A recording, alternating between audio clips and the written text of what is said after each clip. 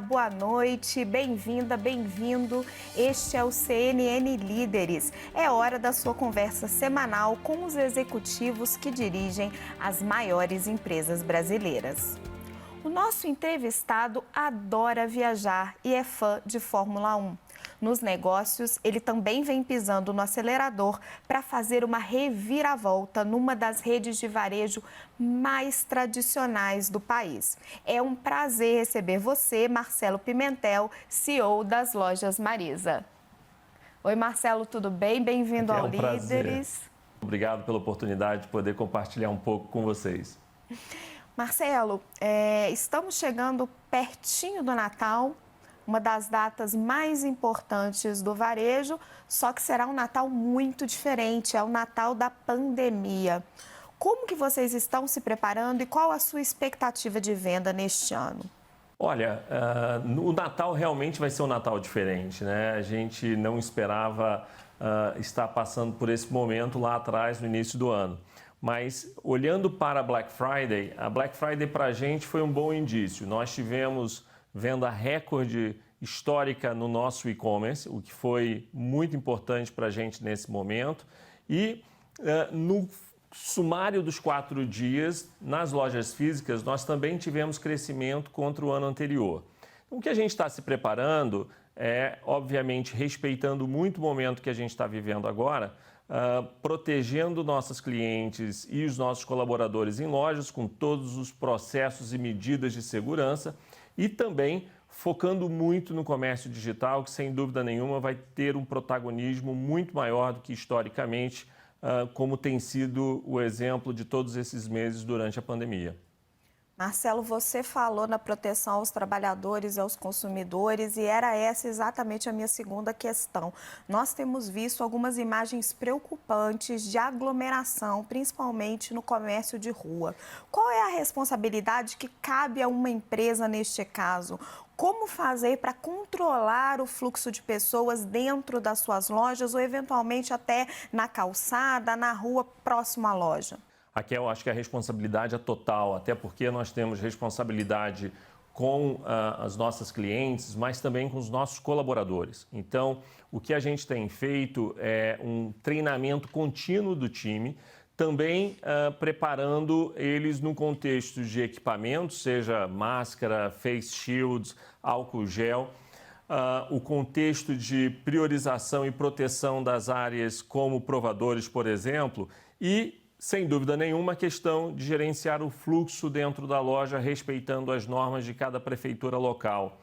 É muito importante que isso aconteça, até mesmo para que a gente possa proteger os clientes e também dar continuidade aos negócios e não chegar no momento onde, eventualmente, a gente tenha problema de manter as nossas lojas abertas devido a uma questão de abusos da sociedade. Acho que é importante aproveitar para ressaltar a importância de cada indivíduo nesse momento. Não é só os negócios. O importante é que a gente possa ter a prudência necessária para que a gente possa realmente desfrutar da sazonalidade, para que as pessoas possam comprar seus presentes e desfrutar com a família desse momento, mas com muita responsabilidade. É isso que a gente tem feito e continua fazendo, e esse é o nosso plano, obviamente, para essa sazonalidade. Durante a Black Friday, nós conseguimos gerenciar isso tanto em lojas de shopping quanto em lojas de rua, principalmente controlando o fluxo de entrada nas lojas. Como CEO, você se prepara para uma segunda onda da pandemia? Você acredita que podem vir novas restrições? Qual é o plano de contingência que você faz para a empresa neste caso?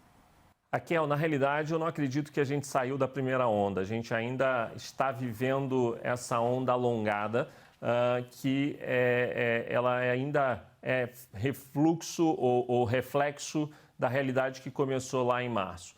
Hoje, no Brasil, nós temos 3 realidades distintas. A gente tem um norte e nordeste muito avançado, com os negócios voltando com muita força.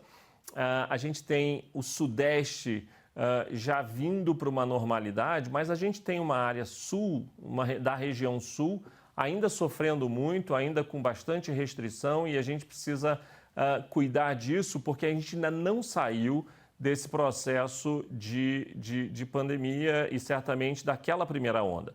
Na Marisa, nós tomamos 4 pilares como a nossa forma de gerir esse momento. O primeiro dele foi o pilar de proteção aos colaboradores e aos clientes, e aqui nós protegemos principalmente grupos de riscos, mulheres gestantes, idosos, que são os nossos colaboradores. A nossa empresa, desde 17 de março desse ano, vem operando, na sua grande maioria, em home office. A tecnologia tem nos ajudado muito. O segundo pilar foi da segurança financeira da organização. E a Marisa se beneficiou porque em novembro do ano passado nós tivemos um follow-on muito bem sucedido, o que fortaleceu o caixa da empresa e nos permitiu atravessar esse momento e que estamos atravessando com uma saúde de caixa saudável, o que é importante para uma empresa nesse momento. O terceiro pilar foi o da comunicação com as nossas clientes. Obviamente, era muito importante estar ao lado delas, entendendo o que elas precisavam, e a comunicação digital foi importantíssimo nesse momento. E o quarto pilar foi o pilar da retomada, o pilar que aqui a gente já estava falando da estratégia, do avanço digital, da retomada das lojas físicas, que a gente tem visto aí principalmente desde julho.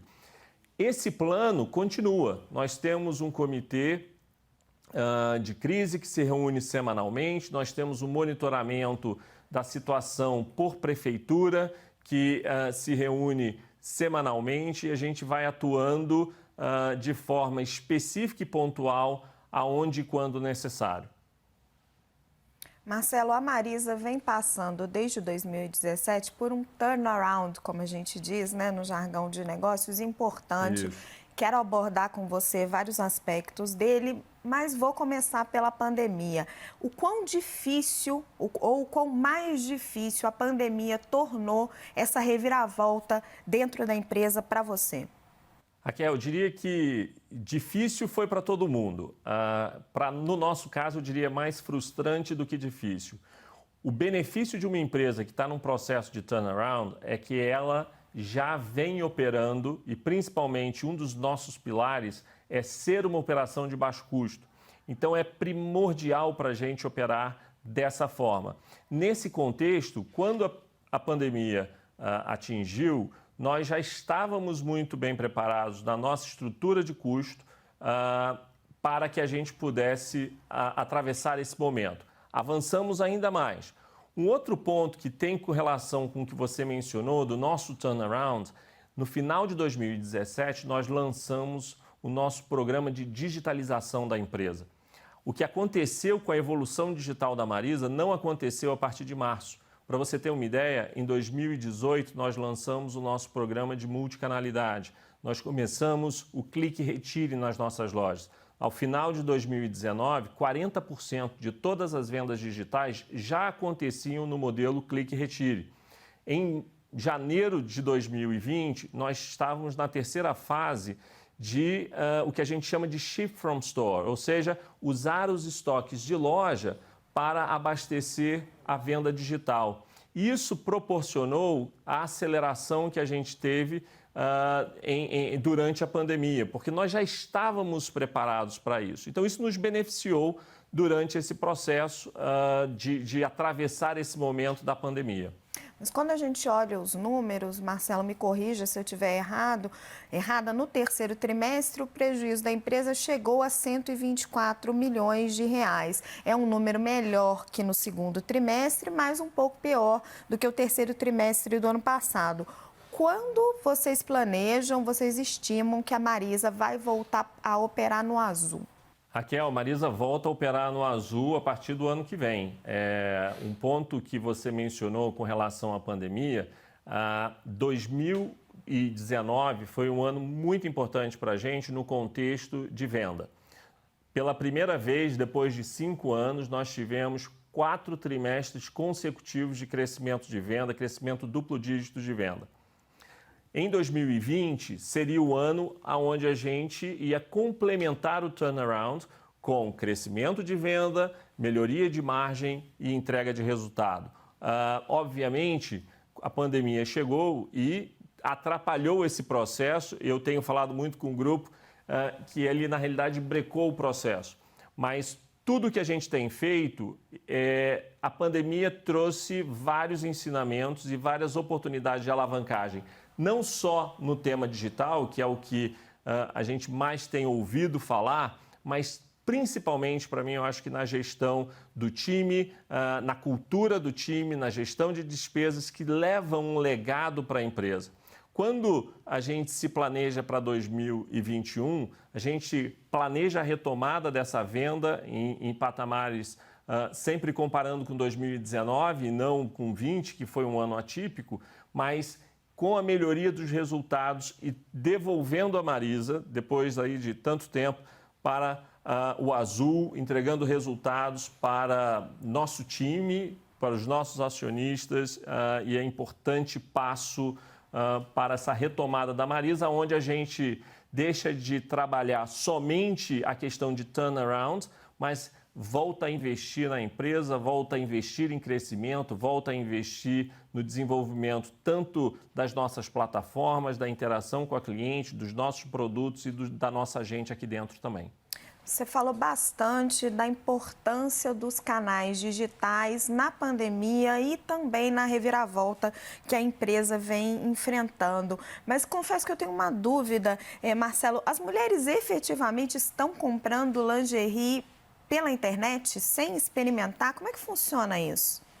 Raquel, não só estão comprando, mas estão comprando muito. Para você ter uma ideia, o nosso crescimento da área de lingerie no digital é acima de 350% comparado com o ano anterior.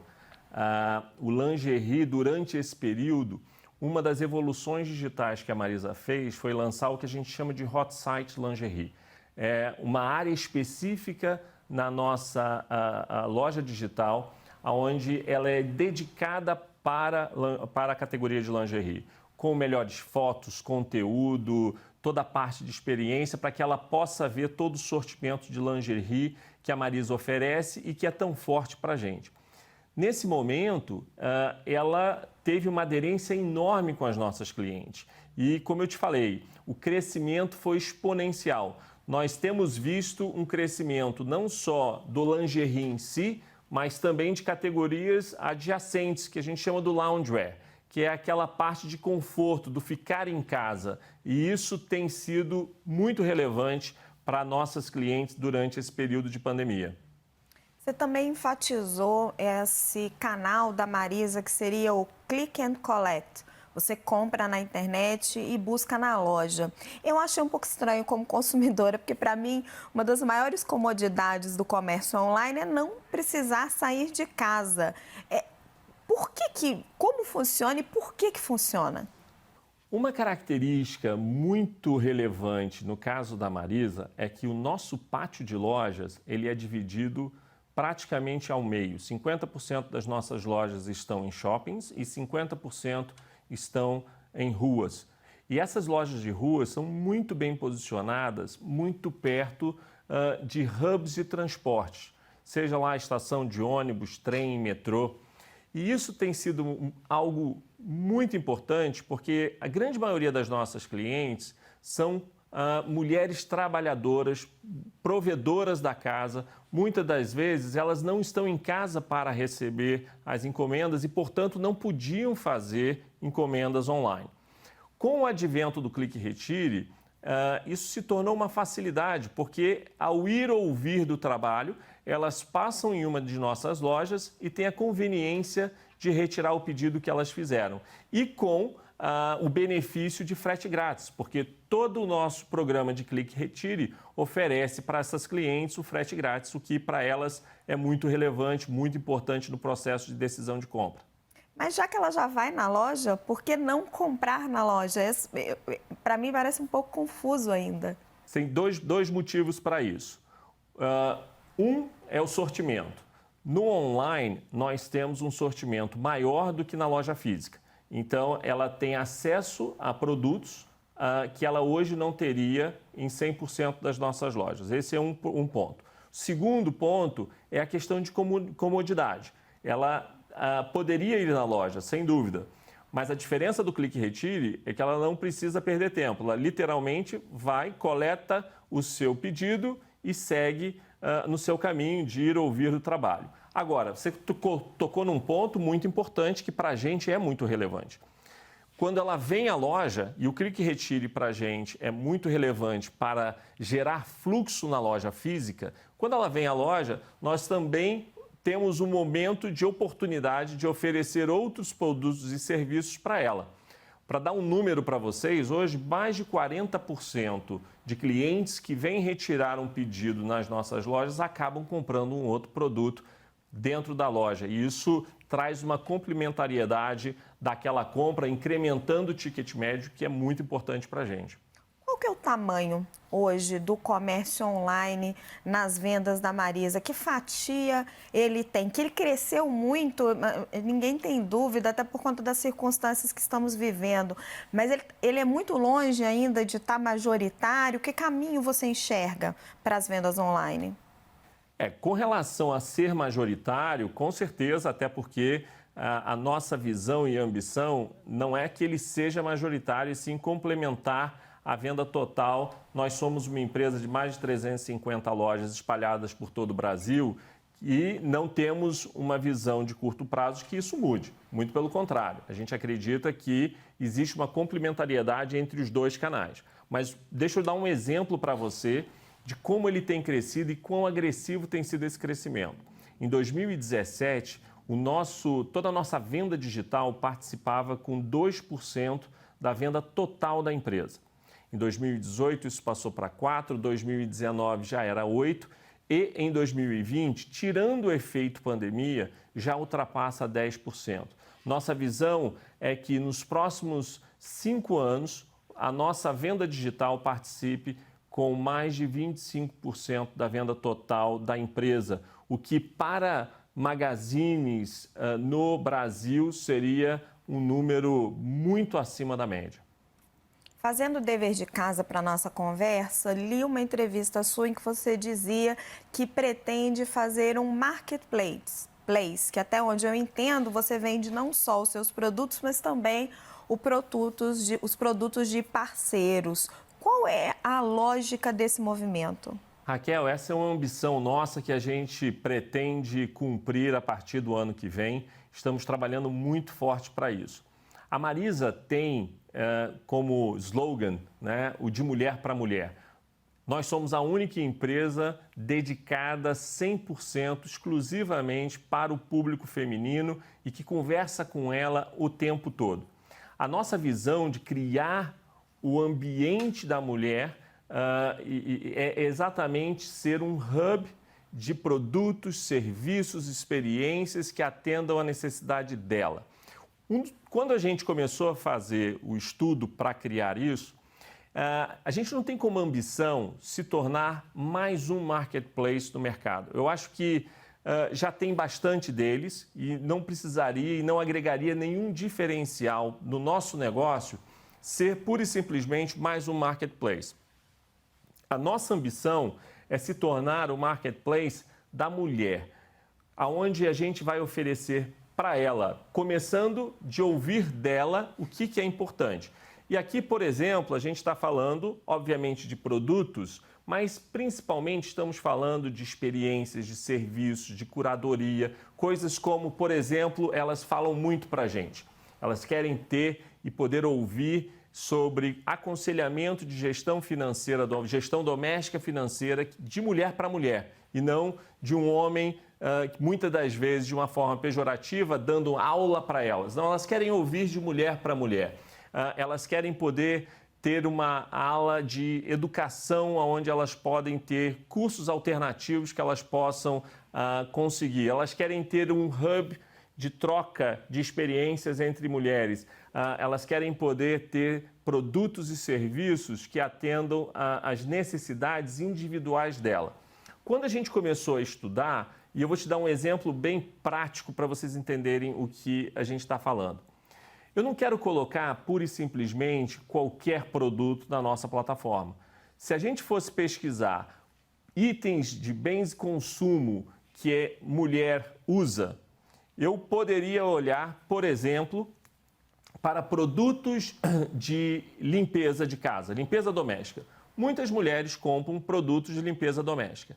Não é o que a Marisa quer, porque a nossa missão é fortalecer a autoestima da mulher brasileira. Então, isso aqui não fortalece a autoestima dela. É algo que ela faz ou ela tem alguém que faça, mas o que a Marisa vai ter na sua plataforma são produtos, serviços, experiências que vão fortalecer a sua autoestima, que vão promover a sua autoestima. E é nisso que a gente quer focar. A gente não vai abrir um marketplace generalista que vai colocar tudo dentro. Não é essa a nossa ambição. A gente quer ser bem específico com temas de relevância para ela. Vou aproveitar a deixa que você me deu para fazer uma pergunta mais pessoal. Como é ser um homem à frente de uma empresa cujo slogan é de mulher para mulher? É um privilégio. Eu, particularmente, sou casado com a Paula e sou pai da Alice e da Vitória. Então, a minha vida é cercada de mulheres. Minha mãe é um exemplo forte da minha vida. Tenho 2 irmãs. Então, coincidentemente, toda a minha família imediata são de mulheres ao meu redor. Mas é uma ótima pergunta e eu acho que uma das coisas que a gente tem trabalhado cada vez mais aqui na Marisa é de fortalecer a liderança da empresa. Hoje, mais de 70% da nossa liderança, seja nas lojas ou no próprio escritório, são compostas de mulheres.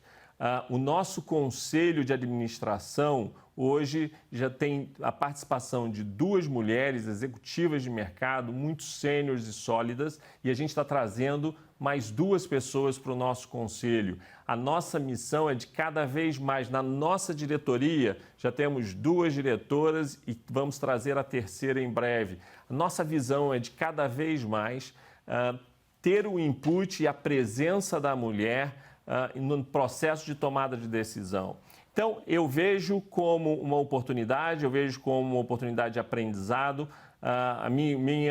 O meu histórico profissional foi de muito tempo no alimentar, depois passando pelo farma e agora no moda, e uma moda bem específica de mulher. Mas eu vejo como uma oportunidade enorme, tenho aprendido muito e para mim tem sido um grande privilégio poder estar ao lado das mulheres. Marcelo, vamos entrar um pouquinho no espírito do turnaround que vocês vêm promovendo na Marisa. Até onde eu entendo, foi um resgate dessa consumidora de classe C. Eu queria que você explicasse, na sua avaliação, onde que a Marisa errou na estratégia lá atrás e por que focar de novo nessa consumidora. Raquel, foram alguns erros que a gente cometeu no passado, né? Eu acho que eu faria um sumário em 2 partes. Uma foi um erro de proposta de expansão, a gente foi para lugares que não se tornaram positivos para a gente em termos de retorno, mas principalmente um erro de posicionamento de proposta de valor de produto dessa mulher. A gente passou por um momento onde se elevou a proposta para um público mais B+A e, ao fazer isso, você também desloca o seu posicionamento de preço e, obviamente, a nossa cliente core não reconheceu isso como um movimento correto, a gente começou a se distanciar da gente.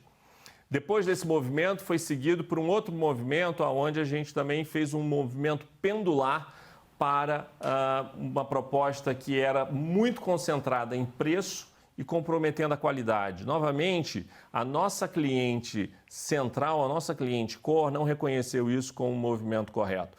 Para ela, não é preço a qualquer custo, ela valoriza muito a qualidade, até porque a renda discricionária dela é muito limitada. Portanto, ela precisa garantir que o que ela compre tenha a qualidade necessária para que dure um produto de qualidade, que ela esteja na moda, mas que ela possa usar isso com certa frequência, porque ela não tem condições de voltar nas lojas toda semana, cada 2 semanas. Então, é muito importante achar esse balanço de qualidade e proposta e acessibilidade. O que foi acontecendo foi, com esses movimentos, elas foram se distanciando da gente. Desde 2017, quando a gente começou esse processo, muito baseado em pesquisa, muito baseado em ir falar com ela, ouvir muito mais do que falar, nós começamos a ajustar. O primeiro passo foi corrigir o produto. Era importante garantir que o produto estava no centro de tudo que a gente ia fazer para que ela pudesse reconectar com a qualidade e acessibilidade de preço. Depois, fizemos um trabalho muito forte de reorganização de loja, treinamento de atendimento e muita comunicação com ela. Foi quando a gente lançou o nosso slogan de Marisa mais moda, tendência e qualidade com acessibilidade de preço.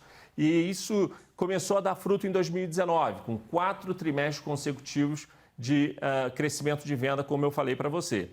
O ponto importante, no entanto, é que essa comunicação tem reaproximado essas mulheres conosco. E você tocou aqui muito na questão da mulher classe C.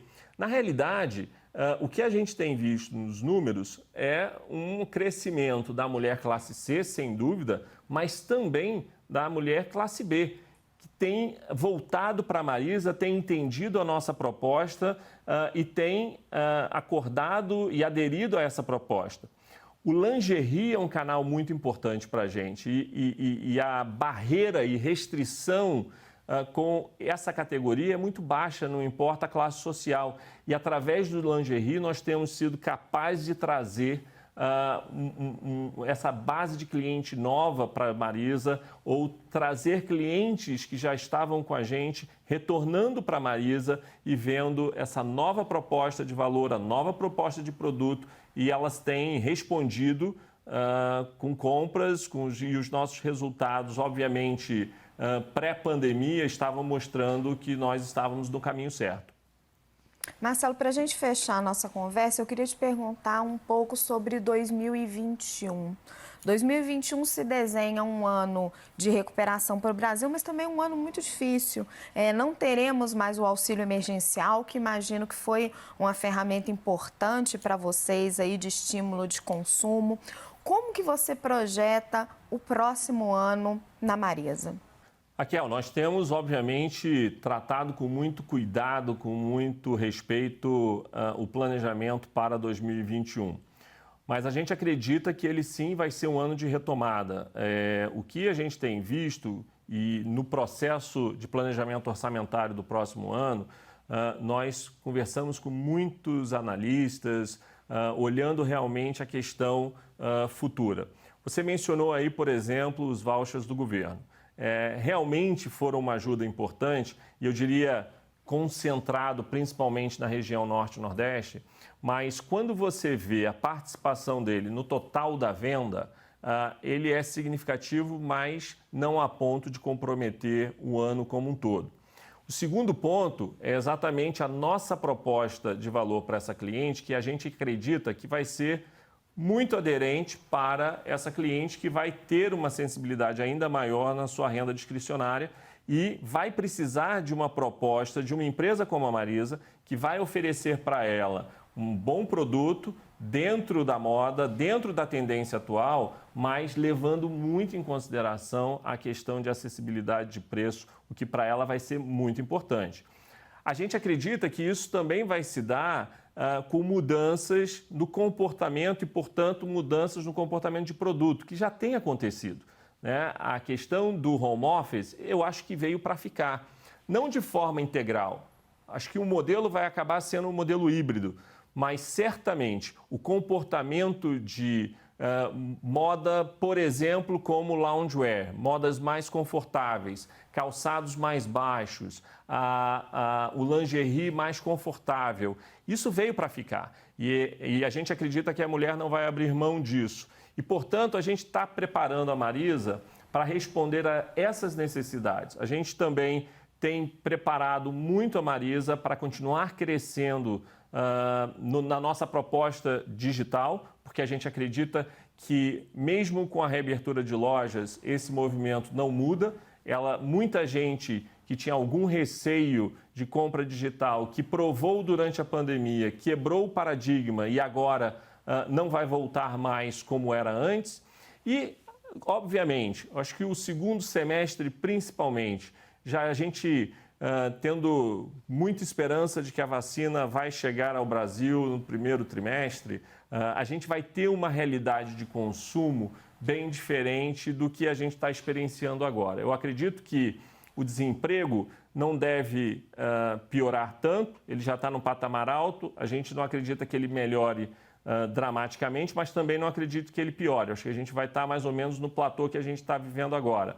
Existe muita poupança nas famílias brasileiras, que o que a gente tem experienciado, à medida que as lojas reabrem, existe um incremento de consumo e de dinheiro no mercado que está disposto a ser usado, e a gente acredita que a população, ao retornar, volta a consumir, e isso começa a fazer essa roda girar. Então, me chame de otimista, mas eu sou bastante otimista com relação a 2021. Acho que vai ser um ano muito importante para o Brasil, certamente para a Marisa. É um ano que a gente tem a expectativa de consolidar o turnaround e voltar a dar resultado positivo.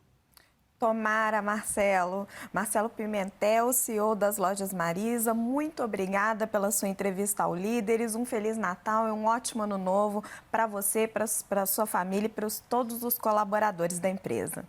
Raquel, muito obrigado. Também a você, sua família.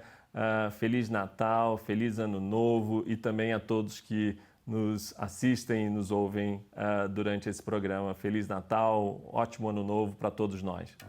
Lembrando que todo sábado à noite nós temos um encontro marcado com os grandes executivos que movimentam a economia brasileira. CNN, a maior do mundo, líder em independência.